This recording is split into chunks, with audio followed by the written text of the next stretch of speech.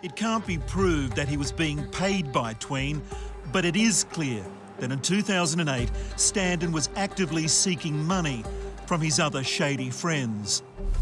Let's recap them. There's Jimmy Kinch, the Irish mastermind driving the operation. Loic Weirden, the Dutch drugs boss, supplying the pseudoephedrine.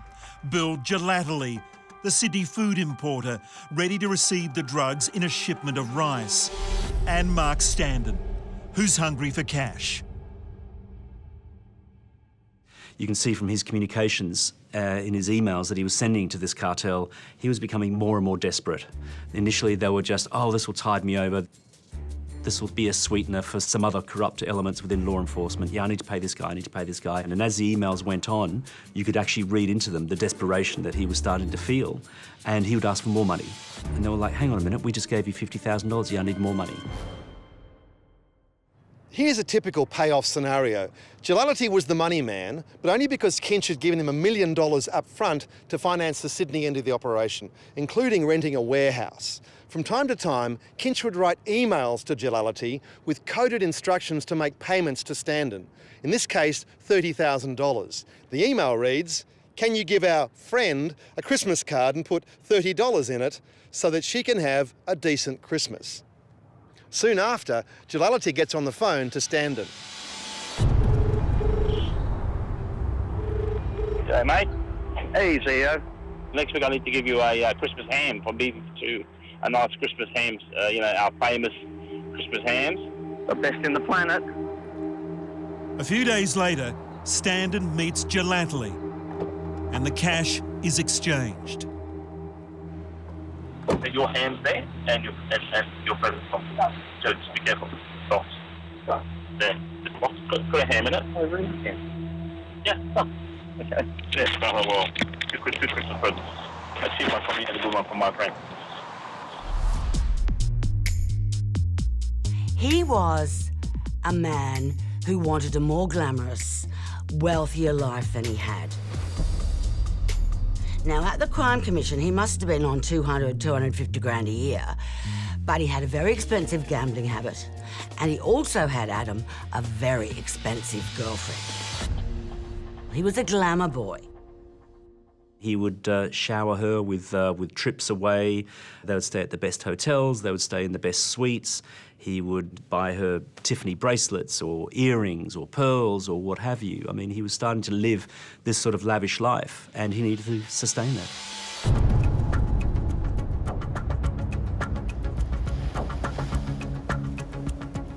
After more than 2 years of planning, the Sinotrans Shanghai finally lumbered into Port Botany, all the way from Pakistan. This was the second shipment organised by the cartel. The first shipment was a dummy run, rice only.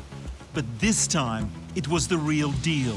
300 kilograms of pseudoephedrine mixed in with rice. Enough to make drugs with a street value of $60 million.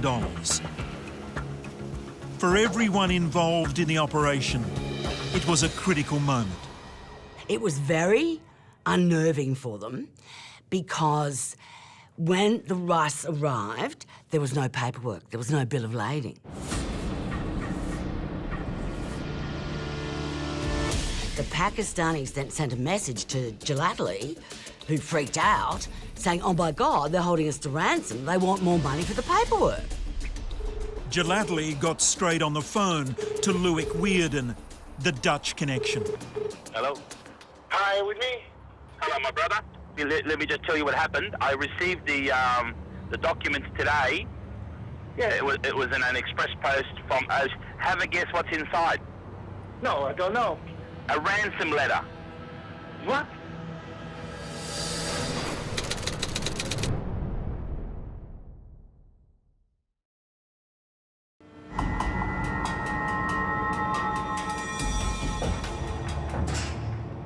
The drug cartel's long-awaited second shipment of rice arrived in Sydney, but without any paperwork. After some frantic phone calls and emails, the documentation was sorted and the rice-struck drugs cleared customs. But not before the AFP had a look at what was inside. And what did they find? A classic double cross. What was interesting was that the Pakistanis had had the last laugh. There were no drugs in them at all. So a little bit of a problem for the police. Where's the evidence? But no, they go for conspiracy to import. That's the charge that, you know, they could show. What you're seeing now is the moment the shipment was delivered to Gelatli's warehouse in Western Sydney. The AFP was recording everything, and remarkably, Bill Gelatli was blissfully unaware of the double cross by the Pakistanis. In a series of coded emails, Kinch told Gelatli to let the rice sit unopened for a while. But Standen was anxious. The next day he arrived at the warehouse to remonstrate with Gelatli. Little did he know, the AFP net was about to close. The arrests were all coordinated. There was more than a dozen arrests made simultaneously overseas.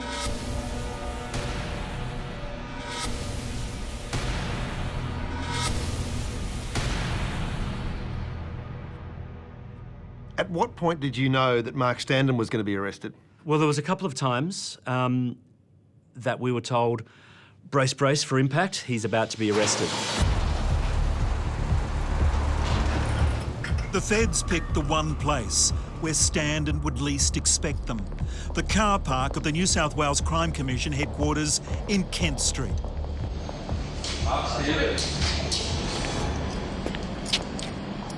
want you to listen to me very carefully, okay?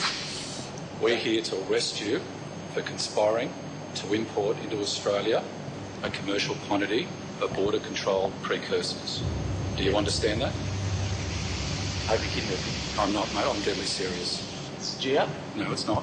We're going to conduct a search of you, okay?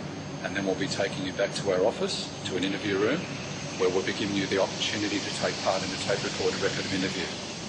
Paul's going to put the case on you. Really? Yes.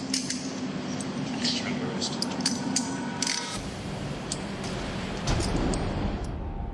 His reaction to being arrested is, "You're kidding me. You're kidding me." He had no idea it was coming.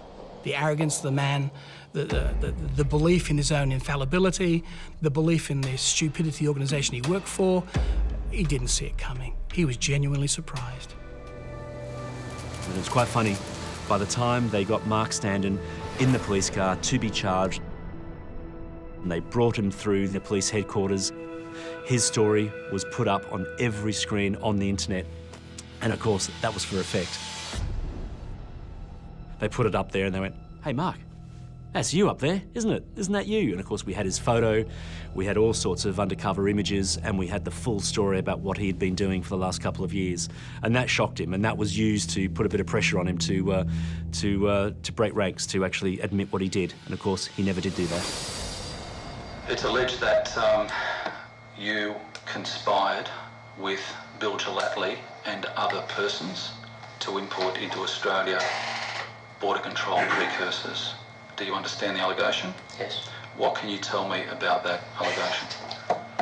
Well, nothing specific in relation to any conspiracy to import anything, because that's not true.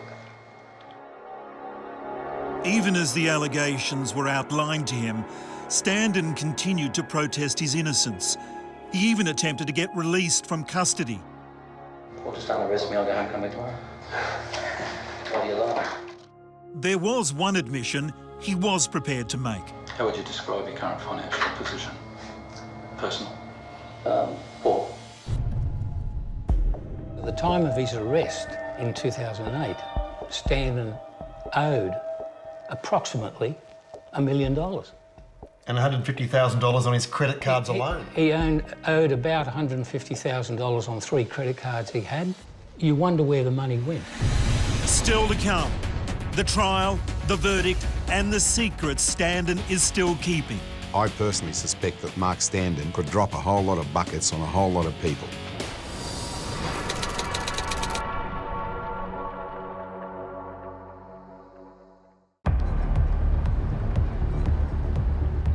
Standen was arrested in June 2008, but his case was not heard in the New South Wales Supreme Court until March 2011. The trial expected to run for 14 weeks, ended up dragging on for nearly 5 months. He basically said that Kinch and Gelately had conned him, had tricked him, that he was just an innocent guy who was looking at doing a bit of oil importing. He was so confident of his acquittal that he knocked back a deal where he would have served 8 years. A former top crime fighter has been jailed for at least 16 years over a plot to import illegal drugs into Australia. The judge said Mark Standen was motivated by money, and his crime was worse because he abused his position as second in command at the New South Wales Crime Commission.